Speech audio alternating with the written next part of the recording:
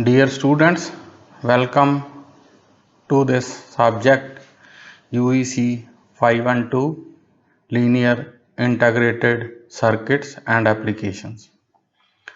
So the first chapter is differential amplifiers. So we'll be talking of various types of differential amplifiers. So the resources used for this course are Ramakant A. Gaikwad, op-amps and linear integrated circuits. Second one is Sergio Franco, design with operational amplifiers and analog integrated circuits. So firstly, we'll talk of BJT as an amplifier. So here we'll be taking up common emitter configuration. So in this configuration, the voltage from collector to emitter VCE is nothing but VCC minus the current IC into RC. We can also write the current IC as VCC minus VCE by RC. We also can write IC max as VCC by RC, considering VCE to be 0 and VCE max will be VCC. These are the maximum values of the collector current and collector to emitter voltages. As we already know that the graph of collector to emitter voltage versus the collector current in milliamperes is shown, and there is a DC load line on this graph. Its significance is that regardless of the behavior of transistor, the collector current and the collector to emitter voltage must lie on the load line, and this depends upon the value of VCC, RC, the collector resistance, and RE, the emitter resistance. So on x-axis the transistor becomes off and we get VCE as VCC. On the y-axis IC, which is at saturation, that becomes VCC by RC. This we can see from the previous circuit. Next we'll talk of Q point. When a transistor does not have AC input, it has specified DC value of IC and VCE. This value corresponds to a specific point on the DC load line. This point is called the Q point or quiescent point, where Q corresponds to word quiescent, meaning at rest. A quiescent amplifier is one that has no AC signal applied and therefore has constant DC value of the collector current and the collector to emitter voltage. The intersection of the DC bias value of IB with the DC load line determines the Q point. So we can see here the Q point at IB is equal to 30 milliampere. So it is desirable to have a Q point centered on the load line. When a circuit is designed to have a centered Q point, the amplifier is said to be midpoint biased. So midpoint biasing allows optimum AC operation of the amplifier. Now we'll talk of cutoff and saturation clipping. So this is when we apply the AC signal. So under certain input signal conditions, the location of Q point on the load line can cause one peak of the collector to emitter voltage waveform to be limited or clipped. In each case, the input signal is too large for the Q point location and is driving the transistor into cutoff or saturation during a portion of the input cycle. When both peaks are limited, the transistor is being driven into saturation and cut off by an excessively large input signal. When only positive peak is limited, the transistor is driven into cutoff but not into saturation.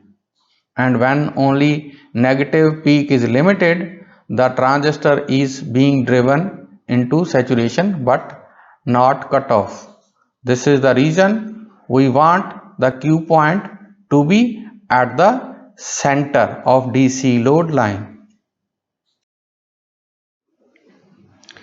So these can be illustrated by this figure.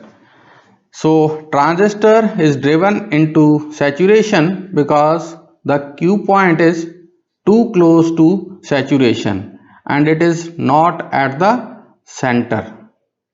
So when it is near saturation, the input, this much input will saturate the output. So this Q point signifies when the sinusoidal is crossing 0 or 0. So if this Q point is somewhere here, so this will not set the transistor into saturation. This is the reason that Q point should be in the center and transistor should not be driven to the saturation. So here this figure illustrates that transistor is driven into cutoff when the Q point is close to cutoff for a given input signal, and you can see this much output is clipped because the this much input signal will not be amplified or the output will be clipped.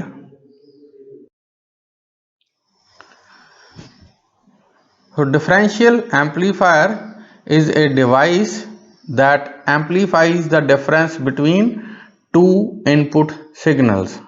So it is an analog circuit with two inputs V1 and V2 and one output Vout, and this Vout is ideally proportional to the difference between the two inputs, that is V2 minus V1.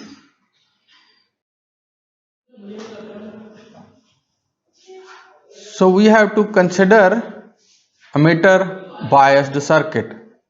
So here we can see two identical emitter bias circuits with transistor Q1 and Q2 having the same characteristics. The resistance RE1, emitter resistance RE1 should be equal to emitter resistance RE2, and the collector resistance RC1 should be equal to collector resistance RC2.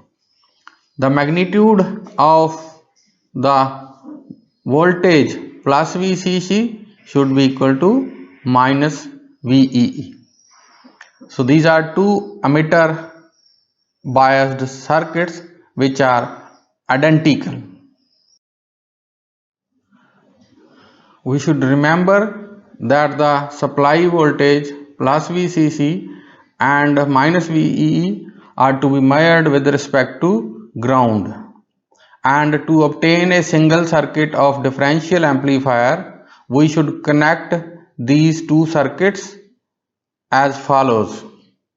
And we should reconnect plus VCC supply of these two circuits since the voltages and polarity are same. Similarly, we have to reconnect minus VEE supply voltages.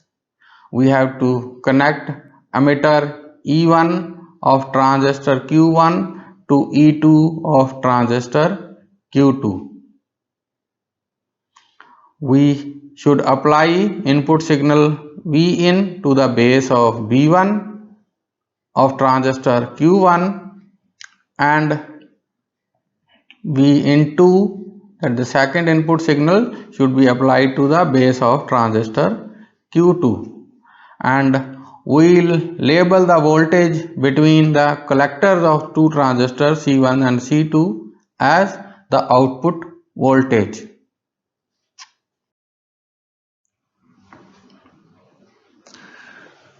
So this is how the connections are done. We have connected VCC, we have connected emitter 1 and emitter 2. The RE becomes RE1 in parallel with RE2.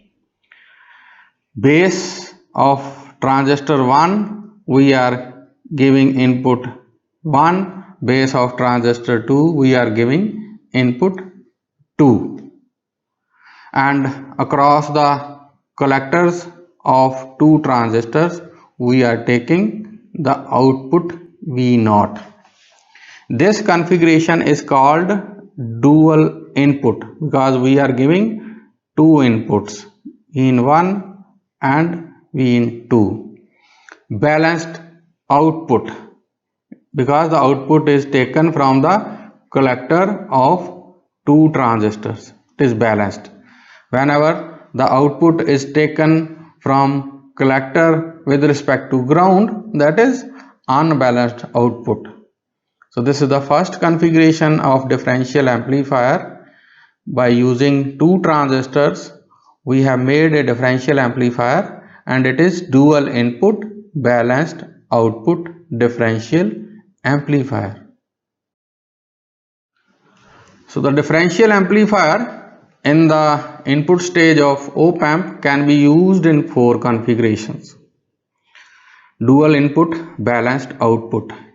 In this, we are having two inputs and outputs is taken from the two collectors of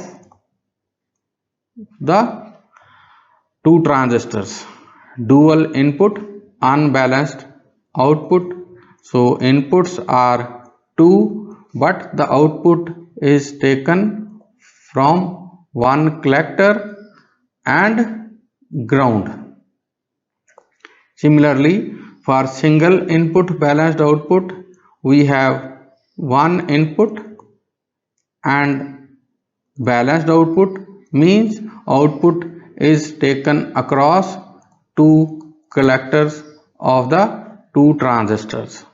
In case of single input unbalanced output, we have one input and the output is taken across collector and ground. So in case of dual input balanced output, we can see we have two inputs, Vin1 and Vin2, which are given to the base of transistor Q1, that is B1, and base of transistor Q2, that is B2, and the output is taken from collector of first transistor C1 and the collector of second transistor C2. That is why it is called balanced. So this is dual input unbalanced output configuration. So here we apply the two inputs Vin1 and Vin2 as earlier applied to the bases of two transistors Q1 and Q2, but the output is taken between collector and ground. So next one is single input balanced output. So it consists of only one input, either V in 1 or V in 2, and the output is taken between two collector terminals, that is C1 and C2 of transistor Q1 and Q2. So the last one is single input unbalanced output. So it consists of one inputs, either V in 1 or V in 2, and output is taken between the collector terminal and the ground. You can see here. So we are having one input V in and another is grounded, and the output is taken between collector and ground. So in the next sessions we will be talking of these configurations and analyzing them one by one.